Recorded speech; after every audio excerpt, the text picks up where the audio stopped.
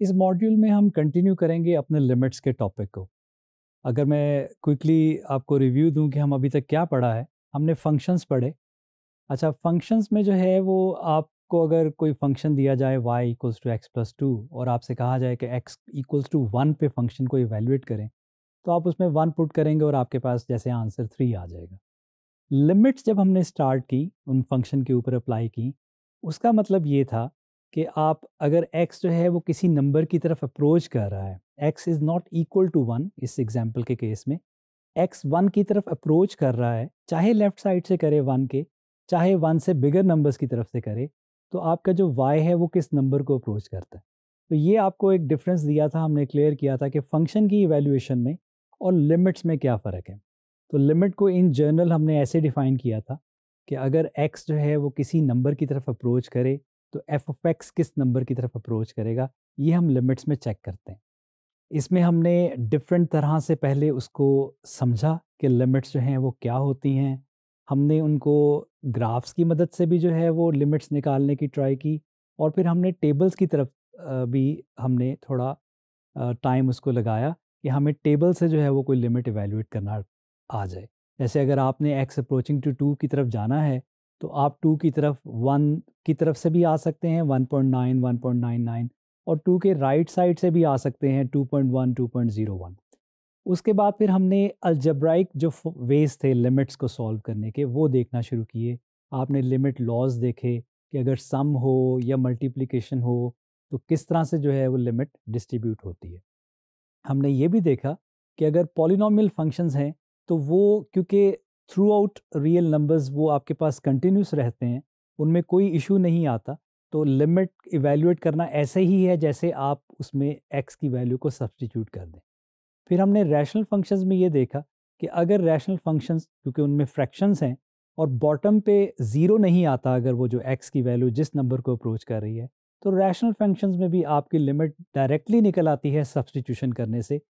अ, फिर हमने वो केसेस की तरफ आए कि जहाँ पे हमें किसी रैशनल फंक्शन में ज़ीरो का सामना करना पड़ सकता है बॉटम में, या हमारे पास किसी स्क्वायर रूट फंक्शन में नेगेटिव नंबर आ सकता है कुछ वैल्यूज़ के ऊपर। तो हम उसी को आगे कंटिन्यू करेंगे। पहले हम कुछ रैशनल फंक्शंस और देखते हैं जिनमें हमारे पास ये ज़ीरो का इशू आता है बॉटम में, और फिर हम नेक्स्ट वीडियो में कुछ स्क्वायर रूट के फंक्शंस या जिन जो रेडिकल एक्सप्रेशंस जिनमें हमें कॉन्जुगेट लेना पड़ता है, हम वो भी देखेंगे। तो let's begin with that. When direct substitution fails, इसका मतलब ये है कि अगर आप x को सीधा सीधा पुट कर दें और आपके पास बॉटम पे ज़ीरो आ रहा है या ज़ीरो बाय ज़ीरो फॉर्म आ रही है, हम दोनों तरह की फॉर्म्स देखेंगे, ज़ीरो बाय ज़ीरो वाली फॉर्म भी देखेंगे इस वीडियो में, और आगे चल के हम ऐसी फॉर्म देखेंगे जिसमें सिर्फ बॉटम पे ज़ीरो आ रहा है। तो अगर ऐसा सिनेरियो बन रहा हो, तो पहले आपने कुछ अलजेब्राइक स्ट्रेटजीज यूज़ करनी है कि आप उसको अवॉइड कर सकें। उसमें आप फैक्टरिंग कर सकते हैं, उसमें आप कॉन्जुगेट से मल्टीप्लाई कर सकते हैं, कुछ ट्रिग्नोमेट्रिक फंक्शंस में हमारे पास कुछ स्पेसिफिक लिमिट्स हैं वो यूज़ कर सकते हैं। तो आप अवॉइड करते हैं कि आपकी जो डायरेक्ट लिमिट है अगर वो ज़ीरो देती है बॉटम पे, तो आप उसको अवॉइड करें। लेटर ऑन आप ऐसे क्वेश्चंस भी देखेंगे कि जहाँ पे आप उसको नहीं अवॉइड कर सकते और आपकी लिमिट किसी नंबर को अप्रोच करेगी, तो आपका जो डिनोमिनेटर है फ्रैक्शन का वो ज़ीरो की तरफ जाएगा, और आपका जो लिमिट है वो फिर इन्फिनिटी की तरफ जाएगी, प्लस या माइनस।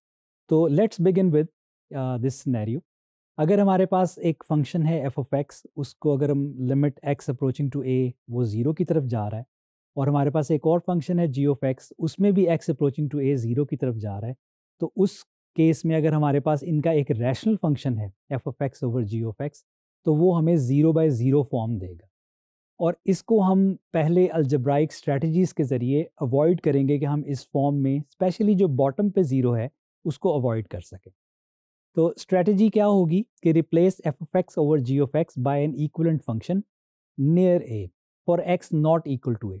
ये हम बार बार रिपीट कर चुके हैं कि लिमिट का मतलब जब एक्स अप्रोचिंग टू ए है तो वो एक्स इक्वल टू ए नहीं है। तो हमें इस तरह से इसको देखना है कि एक्स ए की तरफ अप्रोच कर रहा है, एक्स ए के इक्वल नहीं है।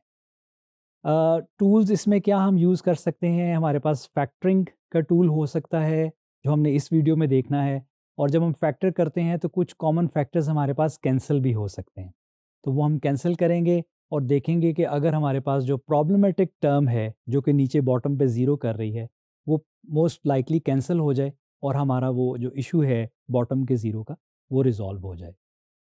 तो इसमें हम करना ये चाहेंगे कि हम simplify to a form where limit laws apply, हम उस रैशनल फंक्शन को एक ऐसी शक्ल में ले आएँ जहाँ पे फिर हम इजीली उस लिमिट को यूज़ कर सकें। एग्जाम्पल्स हम देखते हैं उसमें। एक आप पहले इसको थोड़ा सा और हम समझ लेते हैं कि हम सिंप्लीफिकेशन या फैक्टरिंग क्यों करते हैं। मैंने एक आपके पास एग्जाम्पल एक डिस्प्ले की है, F of x equals to X squared minus four over X minus two. अच्छा, अब यहाँ पे x2 की वैल्यू नहीं ले सकता, उसकी डोमेन का पार्ट नहीं है, तो आपको वो होल भी नज़र आ रहा है फिगर के अंदर। एक और मैंने डायग्राम ली है जो कि x+2 की है, जिसमें वो होल नहीं है, लीनियर फंक्शन है, हमारे पास कोई इशू नहीं है डोमेन का।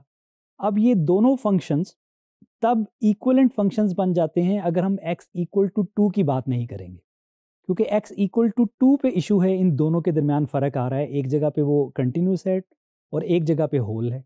तो अगर हम उस x इक्वल टू 2 की बात ही नहीं कर रहे तो फिर दोनों इक्वलेंट फंक्शंस हैं। तो इसलिए हम जो पहला फंक्शन है एफ ऑफ एक्स उसको सिंप्लीफाई कर सकते हैं x+2 में, सेकंड फंक्शन में, जब हम लिमिट का क्वेश्चन कर रहे हैं, क्योंकि लिमिट के क्वेश्चन में हम ये इसमें इंटरेस्टेड नहीं है कि what is happening at x equal to 2। हम इसमें इंटरेस्टेड हैं कि x जब 2 की तरफ अप्रोच कर रहा है लेफ़्ट से या राइट से, तो हमारा फंक्शन किधर अप्रोच कर रहा है। इस सिनेरियो में दोनों हमारे पास जो फंक्शन है वो सेम तरह से अप्रोच कर रहे हैं।